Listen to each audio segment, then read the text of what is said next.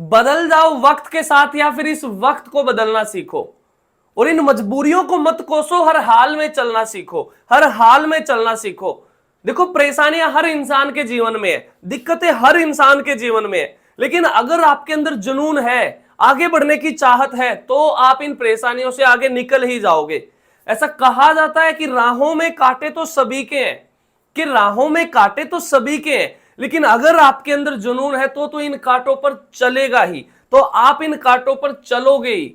ठीक है, तो मैं दीपक आप सभी का दीप लर्निंग पॉइंट के इस ऑफिशियल यूट्यूब चैनल पर तहे दिल से वेलकम करता हूं, तहे दिल से स्वागत करता हूं और उम्मीद करता हूं कि आप सब बहुत बढ़िया होंगे, खुश होंगे, मस्त होंगे और स्वस्थ होंगे और अपने एग्जाम की तैयारी करने में व्यस्त होंगे, ऐसी उम्मीद मैं आपसे करता हूं।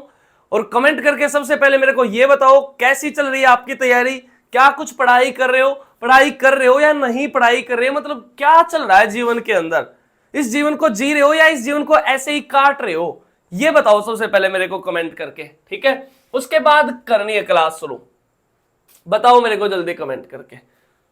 चलो, और आपको पता है भाई, जैसे कि हमने YouTube पर एक सीरीज चला रखी है जिसमें हमने बातें की है कि एक नई शुरुआत भूगोल के साथ, यानी कि हमने जीएस में सबसे पहले भूगोल को शुरू किया है, ज्योग्राफी की बातें की है, जिसमें आपकी ये 8वीं 9वीं क्लास रहने वाली है। 7-8 क्लास इससे पहले आपके पास आ चुकी हैं, आप देख सकते हो यूट्यूब पर। जब आप जाकर देखोगे तो प्लेलिस्ट में आपको एक प्लेलिस्ट मिलेगी इंडियन ज्योग्राफी की, वहां पर बिल्कुल पहली क्लास से आप वीडियो देख सकते हो। ठीक है, तो आज की क्लास में हम बातें करेंगे भारत के तटीय राज्य, भारत के तटीय प्रदेशों के बारे में बातें करेंगे, यानी कि वे राज्य जिनके पास कोस्टल लाइन है, जिनके पास कोस्टल बाउंड्री है, जिनके पास बीच है, ऐसे कह सकते हो आप, तट रेखा है, उन राज्यों के बारे में बातें करेंगे।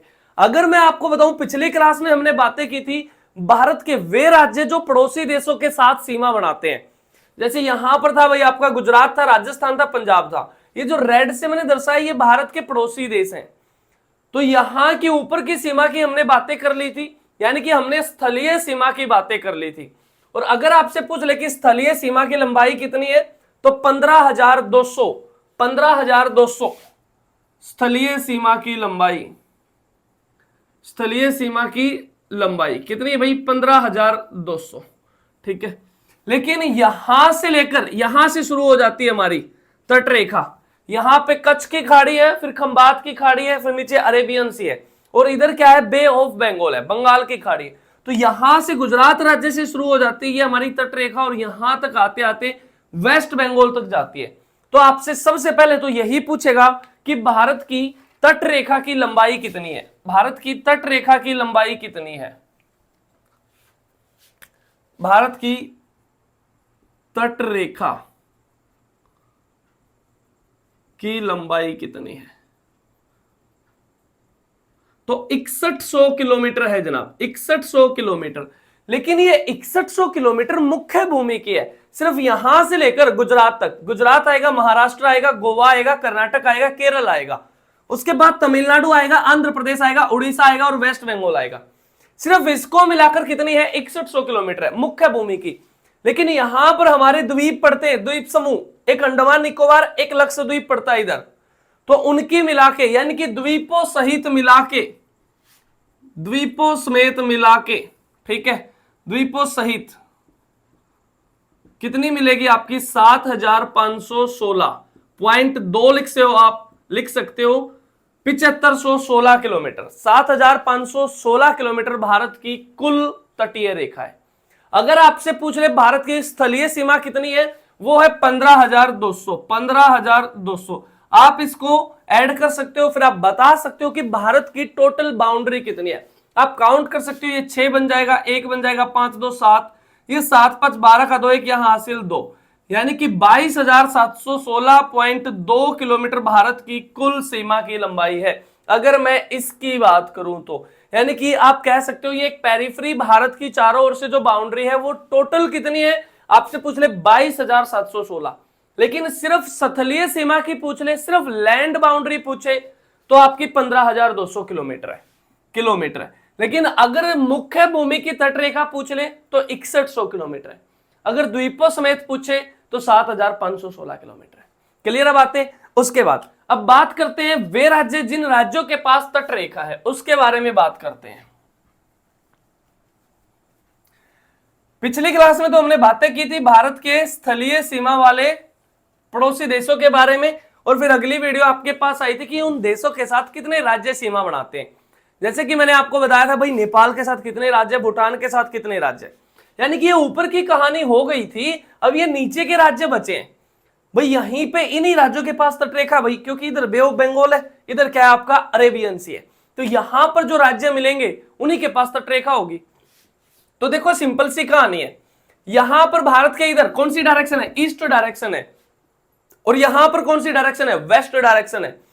लेकिन यहां पर राज्य जो मिलेंगे उनके पास तटरेखा होगी, और यहां पर जो राज्य मिलेंगे उनके पास भी तटरेखा होगी। तो एक बात बताओ आप मेरे को, सबसे पहले तो इधर वालों की जानते हैं, फिर इधर वालों की जानते हैं, ठीक है। यहां से अगर मैं बात करूं, यहां पर एक राज्य है जनाब जिसका नाम है वेस्ट बंगाल, वेस्ट बंगाल के पास भी तटरेखा है। उसके बाद यहां पर एक राज्य है ओडिशा, ओडिशा, ओडिशा राज्य वेस्ट बंगाल से नीचे। फिर यहां पर एक राज्य है आंध्र प्रदेश, आंध्र प्रदेश, आंध्र प्रदेश। और उसके बाद एक राज्य और है आपका आंध्र प्रदेश से नीचे एक राज्य है तमिलनाडु, यहां पर राज्य है आपका तमिलनाडु, TML मैंने लिख दिया है। अगर मैं इधर की बात करूं, यहां पर एक राज्य है जनाब जिसका नाम है केरल, केरल, और केरल से ऊपर यहां पर एक राज्य है जिसका नाम है कर्नाटक, कर्नाटक।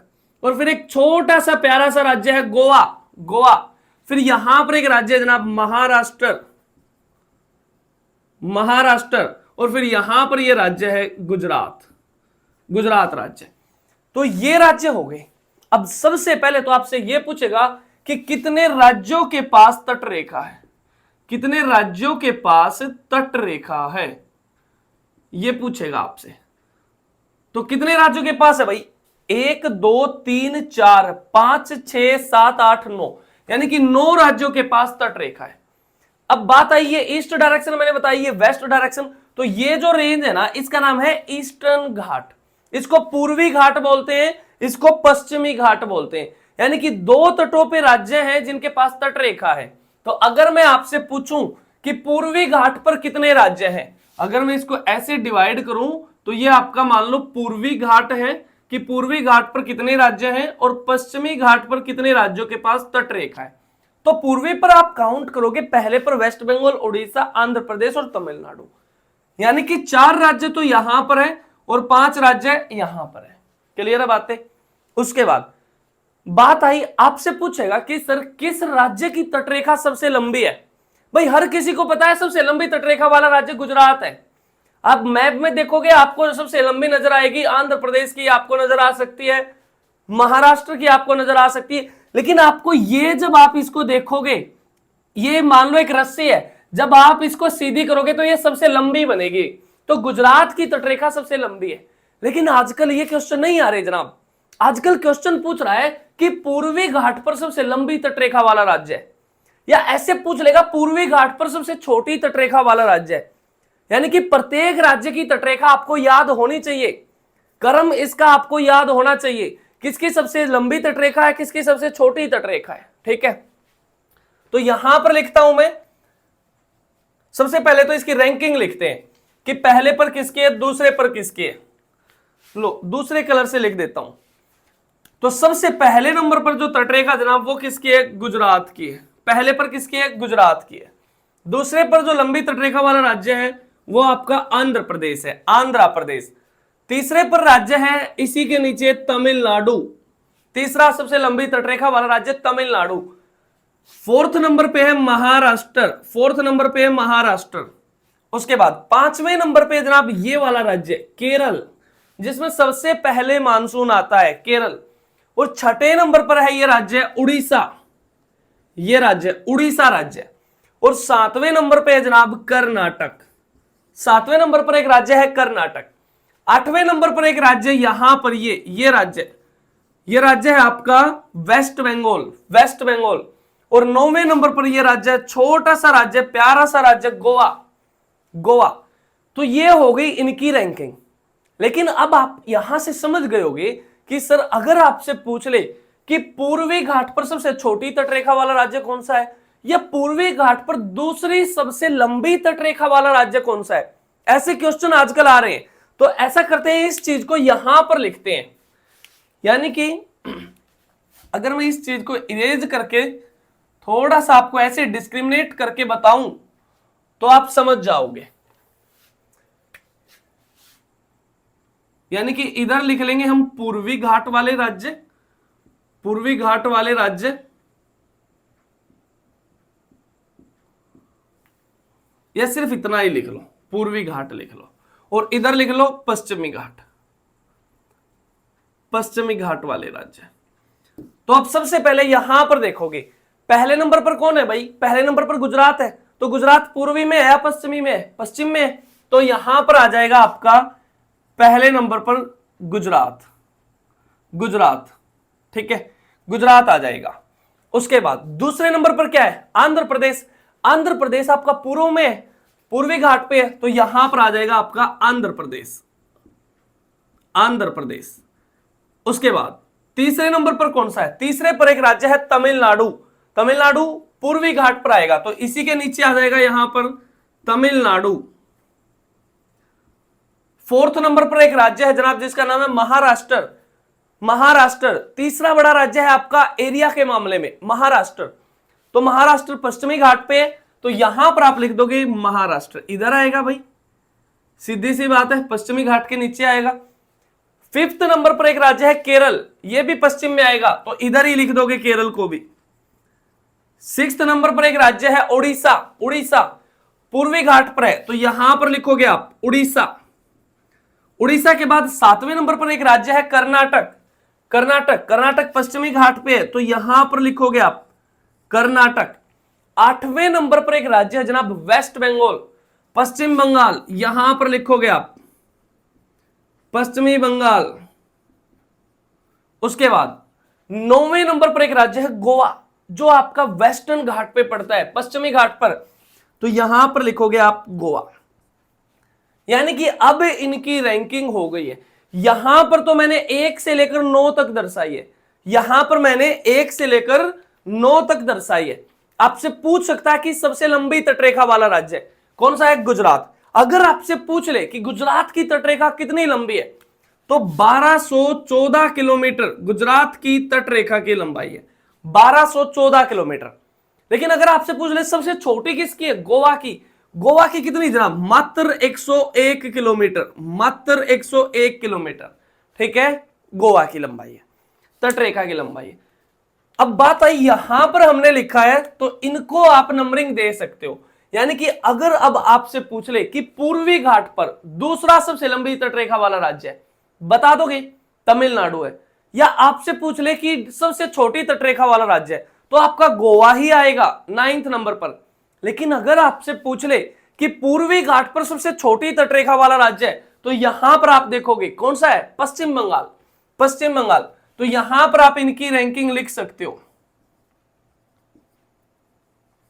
ये लो, मैंने बताया था आपको पूर्वी घाट पर 4 राज्यों के पास तटरेखा है, पश्चिमी घाट पर 5 राज्यों के पास तटरेखा है। यानी कि अब यहां पर जो मैंने क्रम लिखा है, यह घटते क्रम में, यानी कि पूर्वी घाट पर सबसे ज्यादा आंध्र प्रदेश की है सबसे लंबी तटरेखा, फिर तमिलनाडु की है, फिर उड़ीसा की है, और फिर आपकी वेस्ट बंगाल की है। बिल्कुल सेम कहानी यहां पे, सबसे लंबी तटरेखा पश्चिमी घाट पर गुजरात की है, फिर महाराष्ट्र की है, फिर केरल की है, फिर कर्नाटक की है, और उसके बाद फिर गोवा की है। तो ये हो गए आपके राज्य। तो अगर आपसे पूछ ले भारत के कितने राज्यों के पास तटरेखा? 9 राज्यों के पास है। पूर्वी घाट पर कितनों के पास है? 4 राज्यों के पास है। पश्चिमी घाट पर कितने राज्यों के पास है? 5 राज्यों के पास है। इनकी मैंने रैंकिंग आपको बता दी। लेकिन अगर आपसे पूछ ले कि द्वीपों समेत मिला के सबसे लंबी तटरेखा किसकी है? द्वीपों समेत मिला के सबसे लंबी तटरेखा तो अंडमान एंड निकोबार की जनाब, सबसे लंबी तटरेखा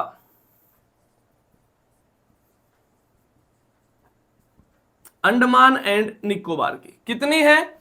1962 किलोमीटर, 1962 किलोमीटर, ठीक है, 1962 किलोमीटर अंडमान एंड निकोबार की। लेकिन अगर आपसे पूछ ले, अगर आपसे पूछ ले कि सबसे छोटी तटरेखा यूटी में, यहां पर पुदुचेरी पड़ता है, तो पुदुचेरी की सबसे छोटी तटरेखा है दमन और दीव की भी उसके आसपास ही पड़ती है, जिसमें से एक ही आपका द्वीप है दीव, दीव जो द्वीप है दीव, ठीक है। दादरा और नगर हवेली थोड़ा सा अंदर की तरफ पड़ते हैं, दीव थोड़ा सा तट की तरफ पड़ता है, ठीक है बातें। उसके बाद तो ये मैंने बताया आपको तटीय राज्य जिसके बारे में हमने बातें की हैं। यहां से क्वेश्चन और पूछता है आपसे कि भारत के कितने केंद्र शासित प्रदेशों के पास तटरेखा है, कितने केंद्र शासित प्रदेशों के पास तटरेखा है। तो अगर आप यहां पर देखोगे तो एक तो मैंने यहां पर बताया है दादरा नगर हवेली दमन और दीव, जिसमें से दीव के पास तटरेखा है, वो द्वीप है यानी कि दीव। उसके बाद फिर यहां पर पड़ता है आपका पुदुचेरी के अंतर्गत 4 जिले मैंने आपको बताया था। माहे जिला केरल राज्य के तट पर है, यनम जिला आंध्र प्रदेश राज्य के तट पर है, और पुदुचेरी और कराईकल तमिलनाडु राज्य के तट पर है, ठीक है। उसके बाद और एक आपका यूटी यहां पड़ेगा अंडमान एंड निकोबार, और एक आपका यूटी पड़ेगा लक्षद्वीप। यानी कि भारत के अंदर टोटल 8 यूटी हैं, और आपके 8 में से 4 केंद्र शासित प्रदेशों के पास तट रेखा है। किस किस के पास? दादरा नगर हवेली दमन और दीव, एक पुदुचेरी, एक अंडमान एंड निकोबार, और एक आपका लक्षद्वीप, जो भारत का सबसे छोटा केंद्र शासित प्रदेश है, एरिया के मामले में भी, जनसंख्या के मामले में भी। समझ में आई है बातें? तो ये बातें मैंने आपको बतानी थी तट रेखाओं के बारे में। स्थलीय सीमा की बातें कर ली हैं, तट रेखा की बातें कर ली हैं। बने रहिएगा मेरे साथ और फिर देखना आप कितना अच्छा कॉन्फिडेंस महसूस करोगे ज्योग्राफी के अंदर। इसके बाद हम बातें करेंगे, अगर मैं आपको थोड़ी सी प्लानिंग बता दूं, उसके बाद हम बातें करेंगे आइलैंड्स ऑफ इंडिया, यानी कि भारत के द्वीप समूह के बारे में बातें करेंगे, उसके बारे में बातें करेंगे। फिर लोकेशन ऑफ इंडिया, फिर भारत का फिजिकल स्ट्रक्चर जानेंगे, माउंटेन्स जानेंगे, प्लेटू जानेंगे, ये सारी बातें करेंगे। रिवर्स पढ़ेंगे बहुत अच्छे से, मानसून पढ़ेंगे, क्लाइमेट वगैरह बहुत अच्छे से पढ़ेंगे, ठीक है। डेली आपके लिए एक वीडियो आ रही है, उस वीडियो को साथ के साथ नोट करते चला करो, ठीक है। तो इस वीडियो में बस इतना ही, मिलता हूं फिर आपसे अगले वीडियो में। तब तक के लिए खुश रहो, मस्त रहो, स्वस्थ रहो, अपना ख्याल रखो और अपने घर वालों का ख्याल रखो। और जय हिंद, जय भारत, वंदे मातरम।